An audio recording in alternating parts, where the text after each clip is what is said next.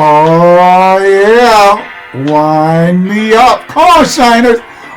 Come on in the lighthouse. It's your boy, Cy Emery, a.k.a. Coach Cook, your encouragement coach, inviting you in for another episode of Release the Light. You know I have to play it for a little bit to get me going. Need that energy out? Come on, get it up. Thank you so much. And welcome to another episode of Release the Light. Release the Light is a positive platform dedicated to encouraging you to shine, to be your best self, to spread all of your positivity upon the earth. On today's episode of Release the Light, we're going to keep it going with You Always Have a Choice. This is part 3. Part 3, I've been doing readings from my new novel, Blurred Pains. And our protagonist, Joseph Graham, is caught in a tough predicament. Joseph is a poor kid. He can't get a job because he's only 13. And he had to be 14 to get a check job, working at the local department stores, stocking shelves, or at the grocery stores, bagging groceries. So he's a month away from being 14, but it's summertime. He's broke. In years past, when he was underage, he hustled on the streets. He did not want to go back to hustling.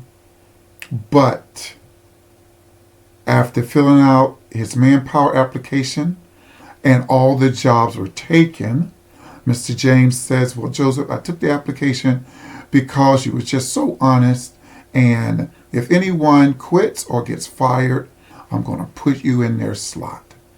But Joseph is this way. He's a headstrong, very self-motivated individual. He thanked Mr. James, but his old friend Ox, who he used to help him with his homework to and from school, now works for Silk Jenkins. Silk Jenkins is the underworld boss in Midtown in Reservoir City.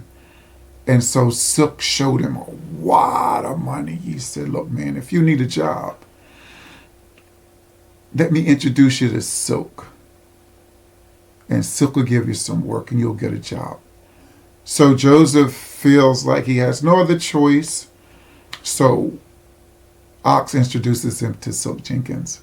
And so now Joseph has been running errands all day for Silk and his generals at the card game, but now it's starting to get really serious. So let's see and remember, in some situations when you think things are at its worst, remember you always have a choice. Let me pick up the reading. After I returned, a group of the runners showed up at the door to work the card game. Ox sent most of them away to work with the thugs. He let 2 of the kids stay. We spent the afternoon at the beck and call of Silk and his 3 generals. We made food, smoke, and had soda runs all afternoon. Then it got serious.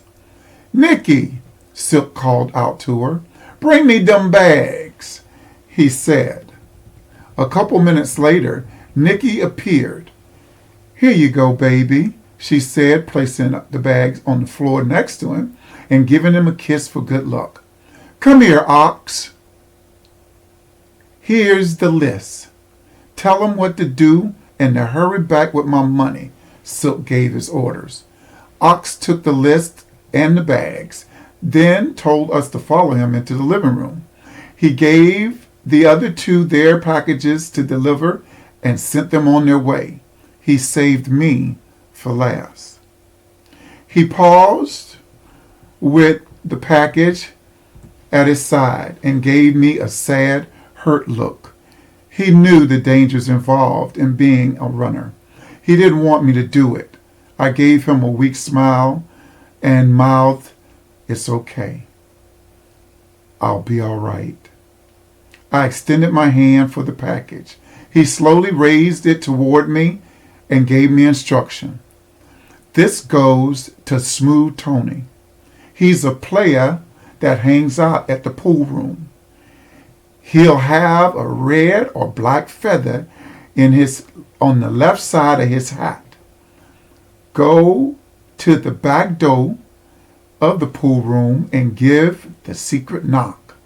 Give this to Smooth Tony and he'll give you $150. Count the money before you leave and come straight back. I got it, I said. I took the package, stuffed it in the front of my pants, and pulled my shirt tail over it. Jay, he said softly. What? What color is the feather in Smooth Tony's hat gonna be? He asked. Red or black, I answered. On what side will it be? On the left side, I said. He smiled and told me to hurry back. I closed the door behind me. When I got outside, I stopped to gather myself. This was going against everything I stood for. I swore I would never, ever do this. I promised my brother Lavelle before he went to the war I would stay off the streets. And now I had gravitated even lower. I was beneath them, dabbling in the underworld. Ox didn't have to tell me what was in the package. I knew what I was carrying. If it cost Smooth Tony that amount of money, it could be only one thing. It was wrapped in aluminum foil to hide the scent from the police dogs. My heart said, take it back to Ox. My mind replied, it's too late for that now. I arrived at the pool hall in no time flat. It was familiar ground. I had worked there illegally last summer, taking out the trash, cleaning the pool tables, sweeping the floors 3 times a week. I gave the secret knock. No one answered. I knocked again. The door slowly opened. A tall man wearing a black fake leather suit and a la John Shaft moved aside. I walked in. Smooth Tony sat on the edge of the pool table, watching the game along the back row. I walked up to him. Smooth Tony, I asked. Who's asking? He replied in a smug tone while still sitting and watching the game. I have something for you, I said. I reached into my waistband for the package. Smooth Tony quickly pulled out his .38 pistol and stuck it in my face. I froze for dear life. My heart slapped my brain into paralysis, screaming, you stupid fool! You're gonna get us killed! My brain whispered, don't panic. Stay calm and think. The dice, the card, and the pool games all stopped simultaneously. I held my breath. My skivvies were wet. What the hell you doing, Tony? Come on, Tony. Put that thing away. He's just a kid. Came from the crowd. Who is he? I don't know him. Take your hand out your waist, he demanded. I slowly removed it. You working for 5-0? He asked. The barrel of the gun still resting inches from my forehead. If you let me, gives you what I brought you, it'll explain everything. My voice trembled. He motioned for me to take it out. I slowly pulled out the package from my waistband and passed it to him. He took it with one hand and put his gun away. Everyone exhaled. The games resumed. He put the package inside his suit jacket. You must be new. Sorry about that. Who are you? What's your name? He asked, pulling out a wad of money from his jacket pocket. Red. They call me Red, I answered. He counted out 150 and passed it to me. $150 and passed it to me. I recounted the money and put it in my waistband and turned to walk away. Hey, Red, he called to me. I turned. No hard feelings, he said, passing me a $20 bill. I took the money and replied, thanks, none taken, and I walked away. Closing the back door behind me, I stumbled over to the dumpster and lost my lunch. Sweat rolled from my afro. I felt queasy and sick all over. I could barely stand. I had come within inches of taking a slug in the face. My undies were drenched. I took them off and threw them in the dumpster. I took another minute to gather my wits, and then I hurried back to Silk with his money. The others had returned by the time I arrived. I gave Silk the money for my delivery. I was still sweating and clammy, and I had a distant look on my face. Ox could tell something was wrong. Are you all right, Red? Said Silk, passing me a $5 bill for my work. Yeah, I'm okay. I don't know why I wore this long-sleeve shirt today, I answered. I looked over at Ox. He wasn't buying it.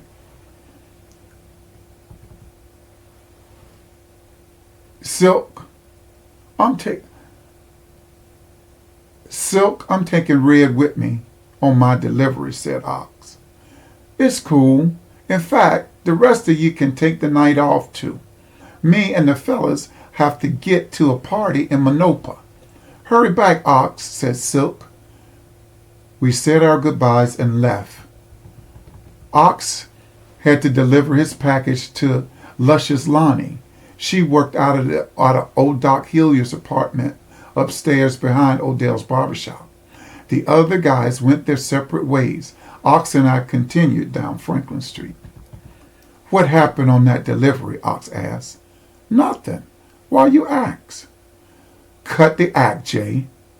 You look like you shit your pants back there at Nikki's. With all that running around back and forth, I threw up. Barfed up all my lunch, I said. I knew something was wrong. Let me buy you a soda. That's what Grandma gives me for a bad stomach, he said. We stopped at the soda machine in front of the now closed Rush supermarket. Back in book number 1, there was a big race riot at Rush supermarket, wherein the white store owner slapped a little black boy, accused him of stealing.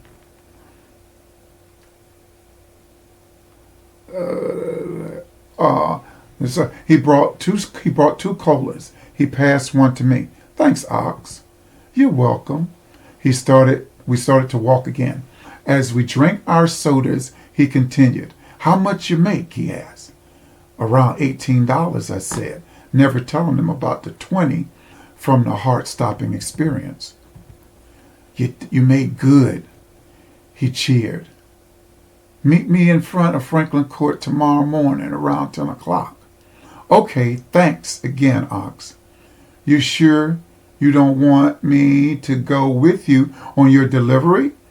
I asked. Nah, I'm good.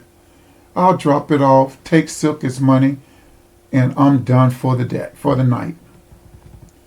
We did our old FCC handshake and parted ways when we got to the rocks leading to my house. Seeing my back door, I never felt so safe. I quickened my stride toward it. I thought I could never tell anyone about what happened with Smooth Tony. I kept seeing the gun in my face. I really didn't want to go back, but what was I to do? I made $38 in 8 hours. Hey, Ma, I'm home, I announced, walking through the back door. I'm in the living room. Where have you been all day? She asked, sitting in the big chair near the door. I was hanging out with Ox, I said, walking into the living room. I saw danger around you. What happened to your shirt? Have you been fighting again? Her voice rose. No, Ma. Ox and I was wrestling around and a couple buttons popped off. I found them. I reached into my pocket and handed them to her. You had to be you had to be careful what you said or thought around my mom. She was a seer. She could pick up on your energy and know your past, present, and future. Kind of like a prophet. But with me, she could sense what was going on around me most of the time. Sometimes she would get a vision of it. Where were you? You smell like cigarettes, she inquired. I was at Larry's getting sandwiches, and they were smoking in the waiting area, I said, which really wasn't a lie. Oh, here's my birth certificate. I reached in my back pocket and passed it to her. Remember, he took his birth certificate up to Manpower, but, they didn't have any jobs left, as Mr. James told him when he left. Thanks. Oh, Mr. James from Manpower called. He said to come to the office tomorrow morning at 9 a.m. to fill out some paperwork. He has a job for you. I fell to my knees in front of her and let out a sigh of relief. Tears streamed down. The thought of the gun, the package, the streets came rushing in. She pulled me to her. What's wrong, baby? Are you all right? She consoled me and held me tight. Earlier today, he had no job left, but told me he would call me if a position opened up. I really needed that job, Ma. I cried my tears.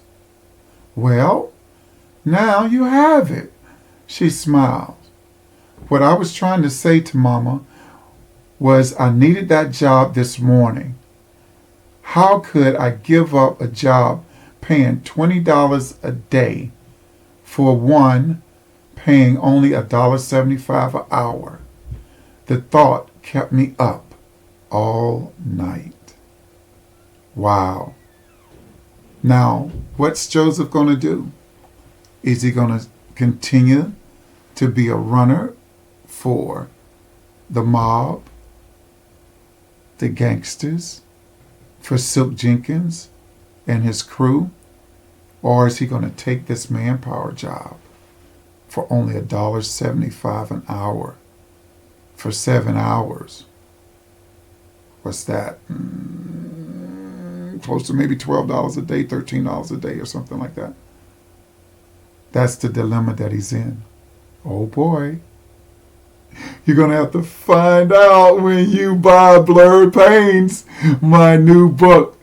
And always remember, you have a choice. There he thought he had nothing. All he would have had to do was wait 5 hours, 6 hours, 8 hours. Not even that long, because the call came in the afternoon, like 2 o'clock in the afternoon. He went to see him at 9 o'clock, Mr. James at 9 o'clock in the morning. So when you think you're at the end of your rope, you always have a choice. And sometimes we have to choose to do the right thing in difficult circumstances. That shows true character. That shows that you are a shiner. So guys, thank you so much for listening. Please, once Blurred Pains is published, please go out and buy it on Amazon and give me a 5-star review. Okay, all right, this is your boy, Cy Emery, a.k.a. Coach Cook, your encouragement coach, saying, always remember, you have a choice, and choose the right thing. All right, let your light shine. Let it shine bright for the whole world to see. Goodbye for now, and God bless.